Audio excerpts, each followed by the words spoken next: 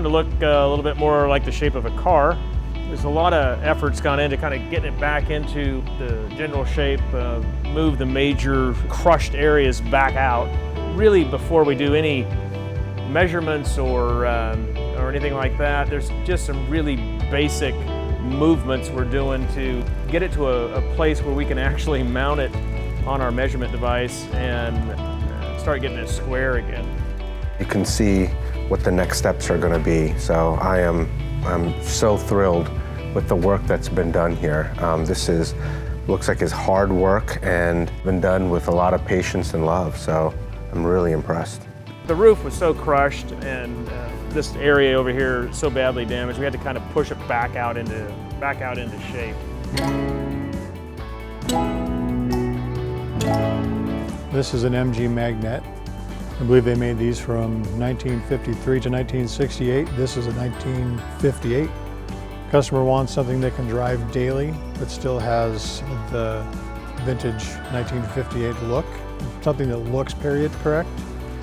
Just got repainted and we're now in the process of reassembling it back together, putting all the chrome back on it. Most of the chrome has been re-chromed. Doesn't fit quite right, so we have to adjust everything to make everything fit. Assembling the doors is a little bit different than most cars. The glass has to go in first, and then you put the window regulator and the door regulator, as well as the latches and stuff in the door after the glass has been reassembled, and then attach the glass to the regulator. The door latches on the outside, the handles have to go on before the glass goes on, so you can attach everything once it's inside the door.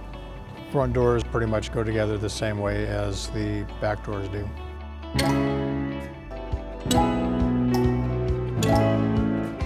So Wade's working on a Alfa Romeo Giulia Super.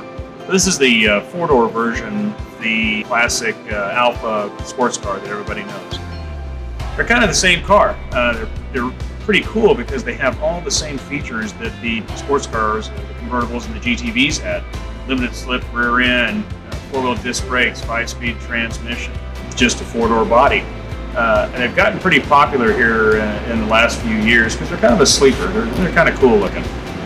This is a customer that came to us, wanted to upgrade it. So he's had a smaller version of the engine, a 1300cc, wanted more power, a bigger motor, and a suspension upgrade as well. So he bought the car in Italy, had it shipped over, had it shipped to us. So we're making upgrades. It was a complete runner, complete driver, just a little bit on the boring side. So we're doing what is reasonably standard upgrades in the Alfa world to this car.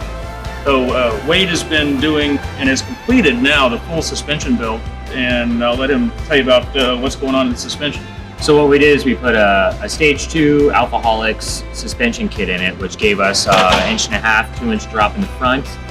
We also have the bigger sway bar for a little bit more rigidity. Did a full polyurethane upgrade on all the bushings that were able to be upgradable.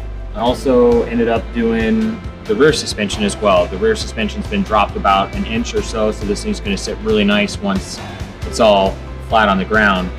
We also upgraded all the brake lines and used a really nice steel braided line that's got a little plastic PVC cover over it, and hand bent all new lines for the back, and went through the whole rear end, checked everything, painted and powder coated, sandblasted. That rear end is out of a Spire, so it's got the limited slip. Yep. So it's got the one thing this car did not have. This particular model didn't have the limited slip, so we did get later rear end for it with the limited slip. Yep, later rear end and also later control arms, so we can have the stronger bushings that they sell for those.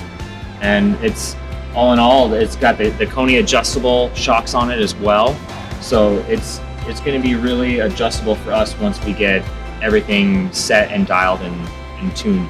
These little Giulias will handle just as well as a Spider, and some will argue better. It certainly handle as well as the GTV. So. Well, and I think with what we're doing, we're going from the original Giulia Super 1.3 liter to a 2 liter, and I think that's really going to help with the performance of this and really utilizing all the upgrades we did. But it kind of fits into the theme too, is that you can't just throw power at something. These are well-balanced cars. The Alfas out of this era are really nicely balanced cars.